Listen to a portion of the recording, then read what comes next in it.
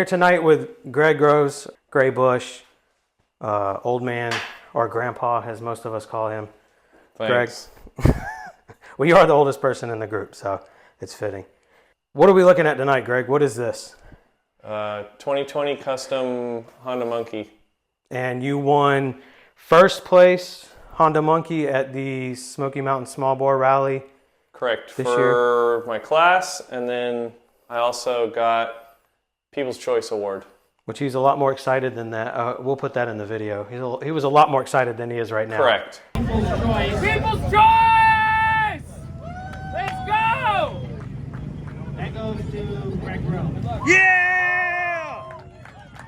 Nice.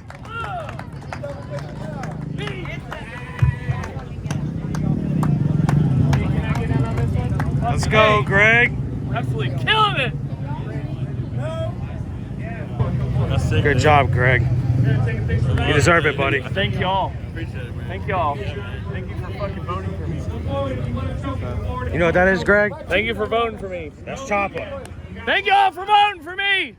We'll just kind of go over the bike real quick because I'm sure people want to know what's done to it. So let's just start with what's up with the rear, because obviously that's the first thing most people notice. You like chopped and hardtailed and all this crazy stuff. So Correct. What did you do? I went from a full suspension bike to a hardtail, meaning I removed all of the rear suspension and solid rear swing arm on it. And it's a chromoly tubing swing arm, right? Correct. Yeah. This is all chromoly tubing. Is that technically a stretch kit that's on that also? What stretch kit is that? Yes, I went with the Composimoto Yeah, make sure you say it right. stretch kit. Sorry, his name's a little bit tough to say every once in a while. Yeah. So that I can run rear disc brake setup.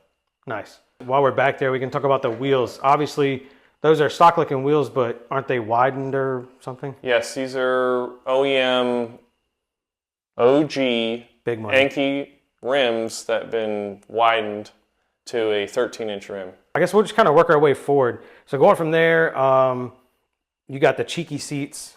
There's a custom seat on there with the stitch and it kind of matches paint. It looks sick.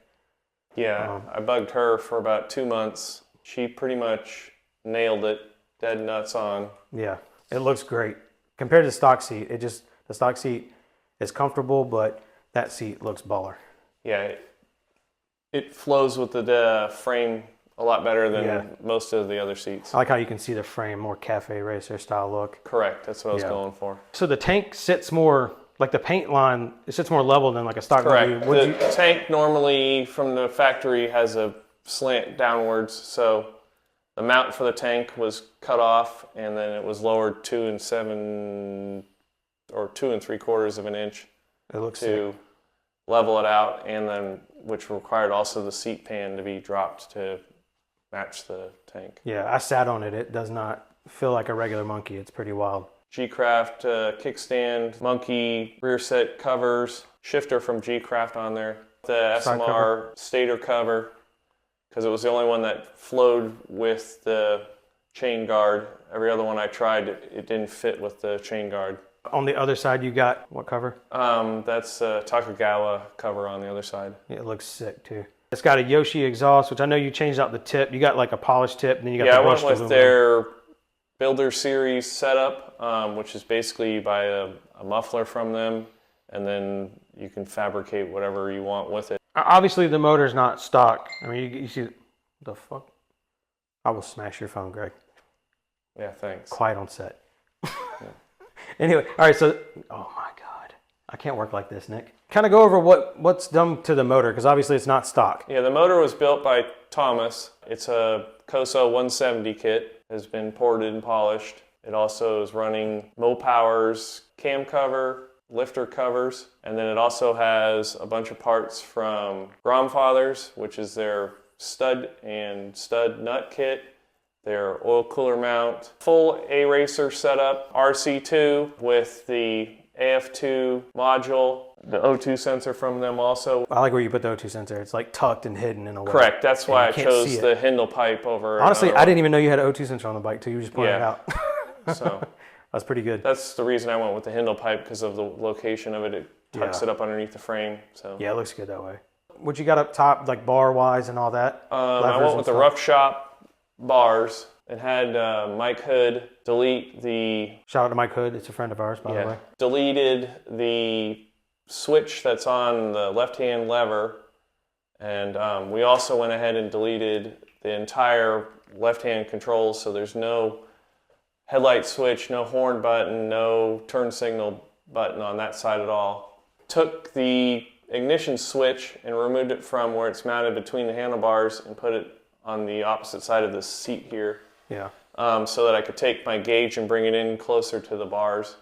And what kind of gauge is that? That's a Takagawa gauge. It's super nice.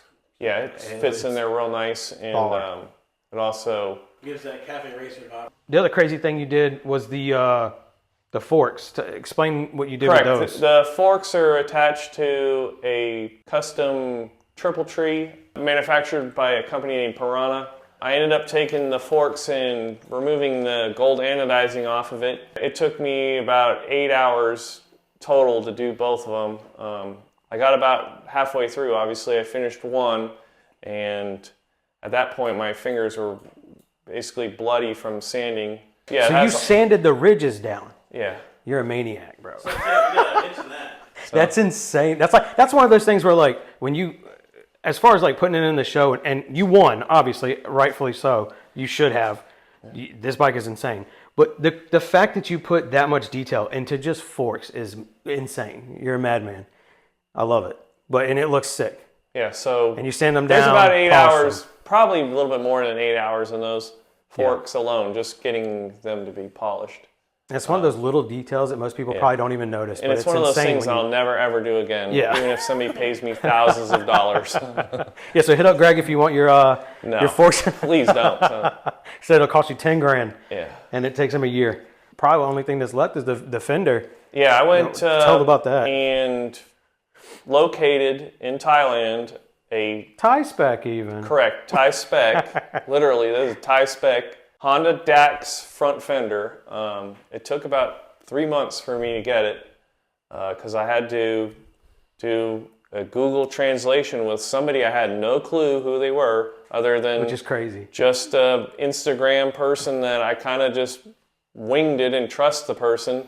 Contacted him back and forth doing the Google translation, and I sent him money, How much did you send him also? I ended up sending him $200 roughly. Since a random guy in Thailand, $200. To somebody that I had no idea who he was. About 3 weeks later, he notified me that he was able to locate one. The fender come with a lower skirt already on it? Correct. That's the reason I got it, is because of the little mud flap. Because it looks like an OG, like it looks like a shortened OG fender with a tailpiece on it. Correct. So that's pretty much Greg's People's Choice and first place show monkey. And how many monkeys were in it? How many was there, like eight or nine, something like that? I filmed a couple. There was probably about 10 monkeys. So basically, to get first place for a monkey, you're gonna have to go even crazier than Greg did, which is pretty nuts. This is a one-off custom bike for sure. Yeah, this is a... You can't buy this. Yeah, the frame is hand built. You spent a lot of time. You built a jig on this bike stand to build this frame, right? Correct, yeah. With Barber being this year was the last year, there are probably more people at Small Bore next year. So if you want to win first place, you got to go harder than this fucking crazy man. Correct, and this isn't the end of it. There's already plans for something else. Hell, here we go. Work, so should have known that. Yeah, this is, these are just, I enjoy the build of a bike. There's a lot of people that helped me too. So I guess perfect. That perfect lead into that. There's who do you want to? A large portion of people that put a lot of their own work into this bike too. Obviously, Cheeky Seats. She went way over the top. Killed it. For yeah, the she seat. killed it with the seat. Yeah, she absolutely killed it with the seat. That's probably one of the most favorite things on the bike. Yeah. Who else you want to shout out? Give love to? Well, of course, Mike is another one that really freaking put in his time to paint all of the pieces. Even Nick helping me with get parts done and fabricated and all that stuff. There's just, so many people that went out of their way to, put it in their knowledge or their work to help me, get this bike done. Triangle powder coating, did the wheels.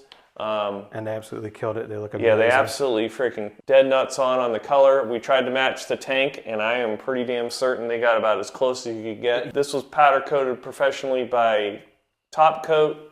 They went ahead and matched the fender with it. There's so many people. Thomas for building me this motor. Wayne for providing some of the internal parts from the speed shop. Penny from Grandfather's. He provided a bunch of parts for this bike too. You know, obviously the friends and family that I have with Triangle Mini Moto Squad, they definitely, you know, encouraged me to keep working on it. I mean, there was many nights that I was about to give up on it.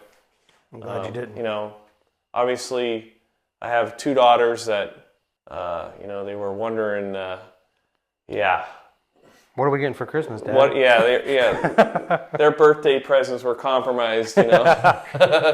So, it's, you know, just one of many renditions of what I can build in a small little garage setting, so. Yeah, and you built it in this garage that we're in, a little 2-car garage in your backyard. Yeah. It's amazing, you know, there's so many people out there in this community that build quality aftermarket parts that you just want to put them on your bike, because if you don't, you feel like you let the person down. So. And you're a bum. Yeah. I mean, even David Hugh from DHM provided the axle bolts. And she got a little bit of everybody on this. Yeah, bike. I mean, there's so many people that went above and beyond on providing parts for this. And I'm saying providing, you know, I purchased all these parts. They didn't. Yeah. Nobody gave me any of these parts. They were all purchased. You bought everything. Yeah. And you killed it, man. I mean, this is the Smoky Mountain Small Bore Rally 2024. Yeah. First place monkey and People's Choice, pick that motherfucker up and show it off, dude. Yeah, that's the one you were most excited about. Correct. Bro. This is what I was going after. That's what you wanted. Mean, this isn't. Question: how many times have you slept with that trophy? It's probably been on the other pillow. It's yeah.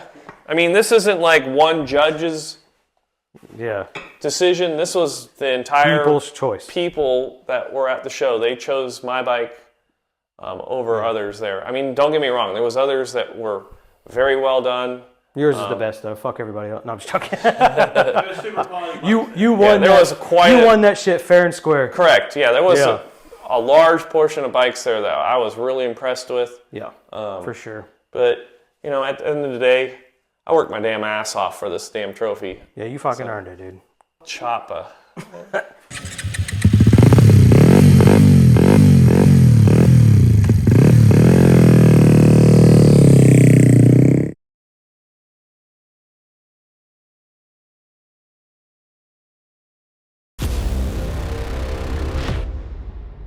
Chopper.